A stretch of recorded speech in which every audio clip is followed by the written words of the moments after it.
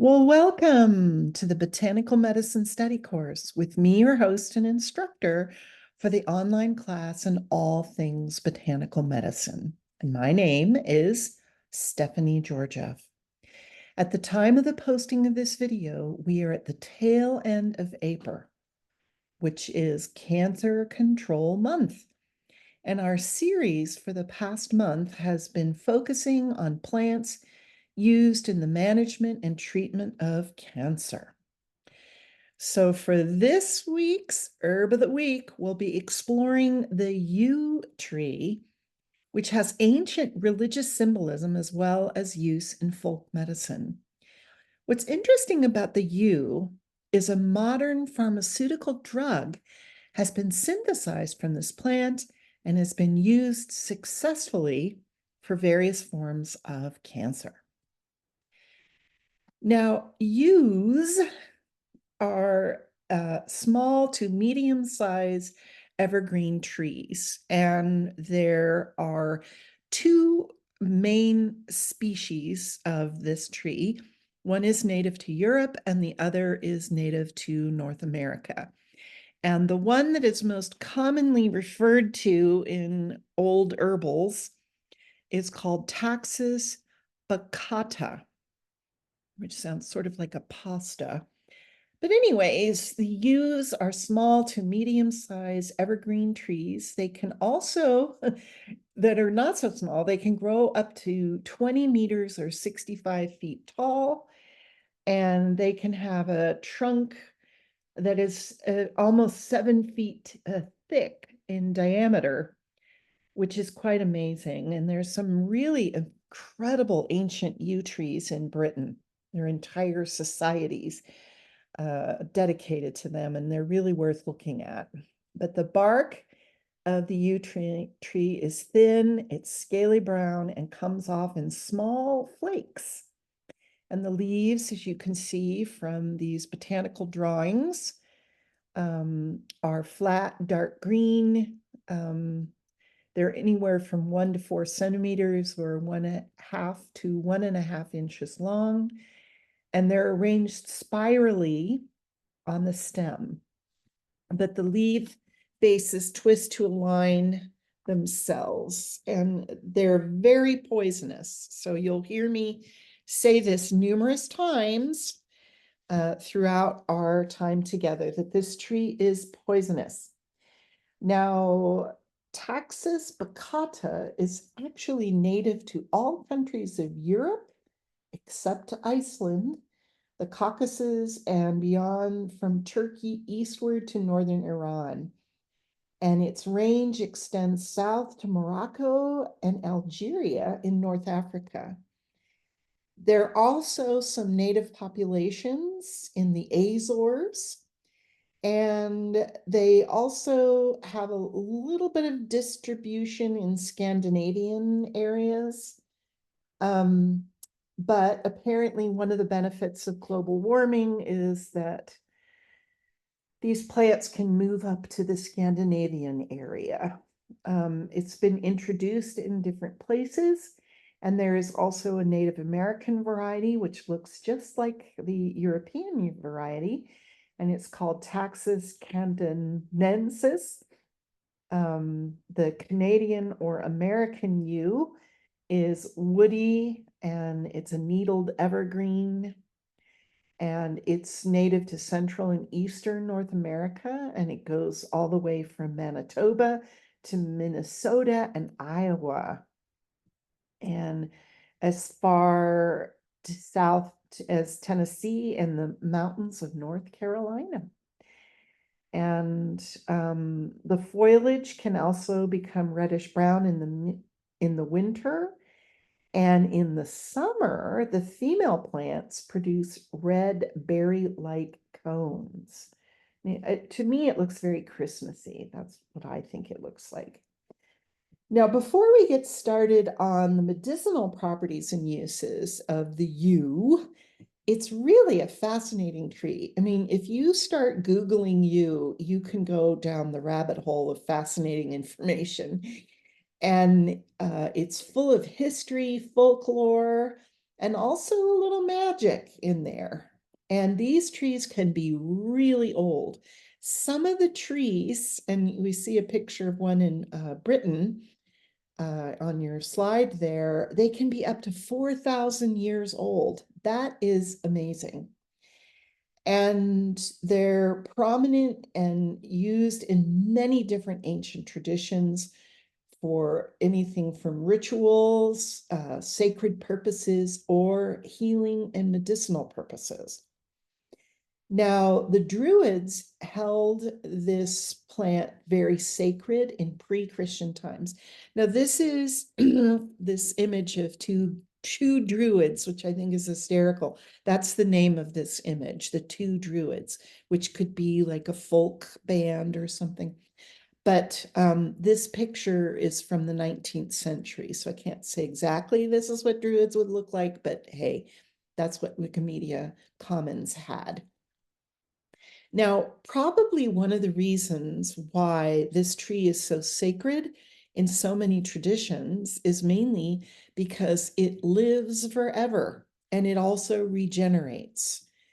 And what's really interesting is that the drooping branches of old yew trees can root and form new trees. Well, that's kind of interesting.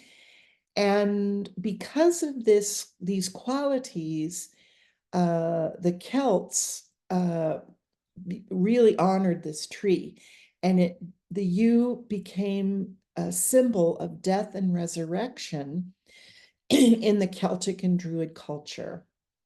Now, the Celts were also familiar with the toxicity of the tree needles, and this also may have contributed to this association with death. And Shakespeare was aware of this because he had Macbeth concoct a poisonous brew with yew in it. And it said in the quote is, slips of yew silvered in the moon's eclipse. That was part of the brew. And I'm not suggesting you try this at home. Please don't try this at home. Now, since the Brits and the Scots were really into the brew, the yew, there is a lot of really interesting information on the history and folklore of the yew tree. So if you're in those types of area, your Google searches will take you to wonderful places. Now, one of the really fascinating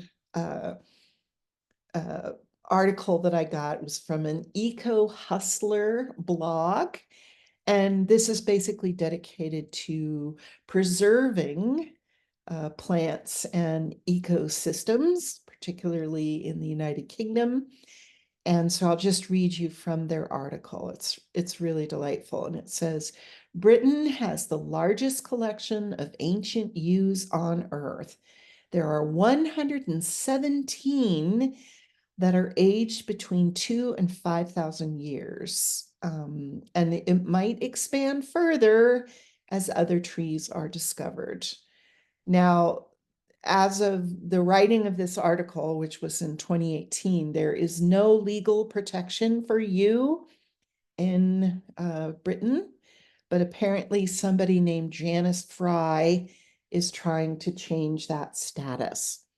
Now, yews were once described as one of the United Kingdom's 3 indigenous conifers, and they are getting their own category because they're different to other types of trees. And yews are described as immortal giants capable of continuous regeneration.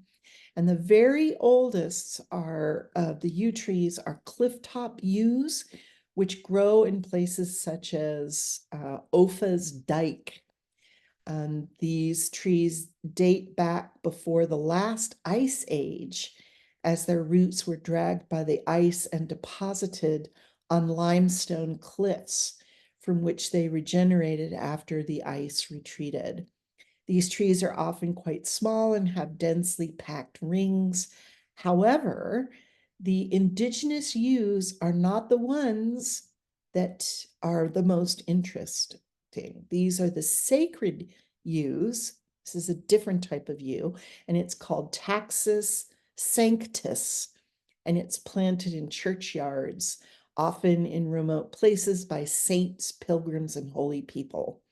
And these trees were often brought from Egypt and the Holy Land, and there are at least 60 legends of saints carrying and planting dry staffs which grew into yew trees, sometimes with holy wells close by.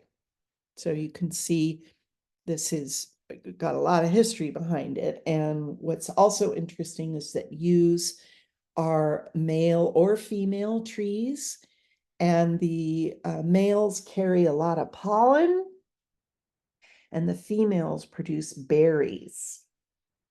Now, another interesting testament to the death-like quality of the yews is that the famous English longbow, which won all sorts of medieval battles, even when the Brits were quite outnumbered. This English longbow made out of yew was quite successful in helping them, especially during the 100 Years' War.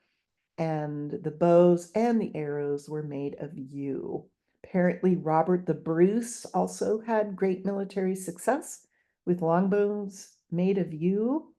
And the ancient Greeks dedicated the yew to Hecate, the goddess of the underworld. And to the Greeks, it was known as the tree of death. And some cultures thought that this tree was quite abundant in hell. And it's also associated with Bacchus, the god of wine, and Artemis, the god of hunting, who dipped her arrows in the yew to poison and kill her prey. Now, the themes of death and resurrection continued into the Christian era. People buried yew shoots with the deceased. They used boughs of yew as palms in the church at Easter, basically because of the resurrection quality of the plant. And yew trees, as we know from that lovely excerpt from the Eco Hustler article, have established quite a popular association with old churches in Britain, and apparently that's Sanctus. Now, according to Richard Mabley in Flora Britannica, quote, no other type of ancient tree occurs so frequently inside church grounds, unquote. And the relationship between places of worship, sacred ground, and a single tree species is very unique in the Western world. We see this a lot in Asian cultures, obviously the Bodhi tree or the ginkgo, but we don't usually see that in the Western world, but the yew is the tree that does that. And there's just a lot of association there. Now we can see this interesting connotation with poison and the afterlife.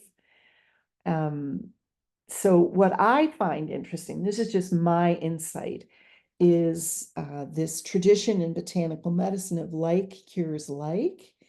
And this may be how yew became known for its use in cancer, because cancer kills, you're going to die. If you take something that makes you die, the like cures the like, and you live.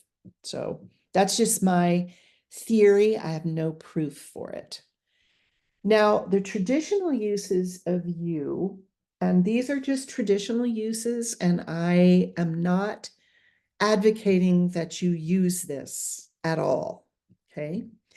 But it has been used for kidney problems, liver problems, cancer, menstrual disorders, to cause abortion. It's used to get rid of tapeworms. Apparently, it was used for swollen tonsils and seizures. Now, again, these are traditional uses. I do not recommend you go out and make a tea with yew for any of these problems. So don't use that. Now, what's most interesting is the modern use of Taxus baccata. And there is a name of a drug. It's called Taxol, which is known by the patent name of Taxol. And this is a prescription drug for the treatment of breast and ovarian cancer, and it's quite effective. And what's interesting is that this came from the bark of the yew tree. Now, the history of this, I don't know if any of you have ever heard the podcast called The Disappearing Spoon. I highly recommend it. It's all about the history of science. And I don't know if the gentleman that hosts that show has ever done this, but I'm going to write him a little note and say, you've got to do the history of this. It's really interesting. But there was a screening program for anti-tumor agents in the plant kingdom, and they were basically, this war on cancer started in 1960. And Dr. Jonathan L. Hartwell of the National Cancer Institute in the United States started looking for plants that could possibly be of use in cancer therapy. And apparently they gathered all sorts of different plants, and these plant harvest people went out and sent little samples to the National Cancer Institute by the United States Department of Agriculture. And there was an interagency agreement. And in August of 1962, United States Department of Agriculture botanist Arthur S. Barkley, PhD, and 3 college students collected 650 plant samples in California, Washington, and Oregon. And what they did, and I don't know what inspired them to do this, but they were looking at the North American yew, and they were getting bark, twigs, leaves, and fruit of the Pacific yew, and the rest is history. So from 1967 to 1993, almost all of the Taxol was produced from the bark of the Pacific yew, but this killed the trees. So we're talking 4,000-year-old trees, and they're dying. And so there was a great effort between conservationists and also pharmaceutical companies that need an unlimited amount of raw material in order to make their cancer drugs. They worked with the chemical research in Boulder, Colorado, to handle the bark on a scale needed. And there was a synthesis of this lovely chemical on the bottom of your slide. And so ever since 1971, the synthesis of this, based on the yew, the Pacific yew, is now a drug. And it's on the World Health Organization's list of essential medicines. The Taxol is the patent name, and the Taxol is basically the name of the drug, the generic name of the drug. And it is on the World Health Organization of essential medicine. And it's made through precursors and through cell cultures. And I think this is very interesting, but it is of note that the side effects of Taxol are very significant. So I think that goes back to how this plant, if you take it in its raw form, is extremely poisonous, extremely poisonous. And even the synthesized chemical can cause all kinds of side effects. So you can't go to the drugstore or Mexico or wherever you want to get your drugs and just buy it over the counter. It really needs to be applied appropriately under the supervision of an oncologist, which can use different types of medication to help balance the side effects. Now, You can get a homeopathic tincture, and this is very dilute and it's very, very safe. Okay. This is a mother tincture in this picture. And this is the only way I would ever recommend self-medicating with the yew. It's very good for treating chronic rheumatism, night sweats, skin diseases that are weeping with icky, nasty things. And it also helps with severe headaches and gout. I have never personally used this in my practice. My sense of this is it's probably more of a British or German homeopathic uh, in their pharmacopoeia. It's not that it isn't in the United States homeopathic pharmacopoeia, but I've never even heard of this.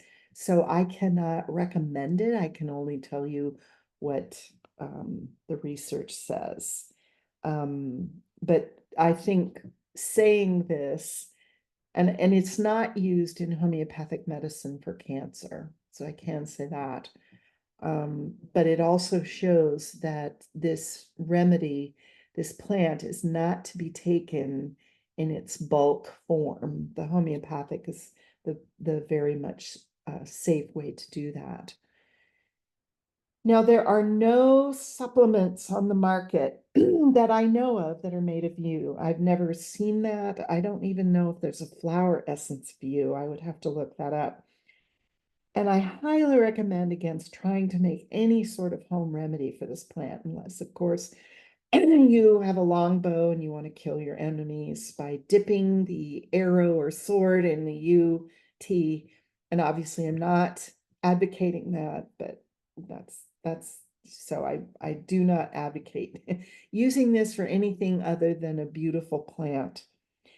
And I would also say it's best left in the wild or public gardens if you have small children that like to eat things. You don't want this in your yard because children have this magnificent homing device for poisonous things. So I wouldn't put this in your garden. But I am very struck by the ancient nature of many of these trees in both North America and the British Isles, as well as Europe. I mean, 4,000-year-old trees. That's amazing. And one of the reasons I wanted to highlight this plant in our final week, focusing on April as Cancer Control Month, is to show the power of the constituents in plants and how truly powerful they are, and how much gratitude we have towards this amazing tree, that one of the world's most essential medicines comes from the chemical constituent of this tree. Even though it's synthesized, it still is the same chemical that's found in the tree. So I hope that if any of you are watching this video, if you're dealing with cancer or you're using Taxol for your treatment, I hope you have a deep appreciation for this plant from which this powerful drug has been obtained. So this is Stephanie Georgia saying thank you so much for sharing your valuable time with me. Make sure to check out the links in the program notes. And until next time, be well.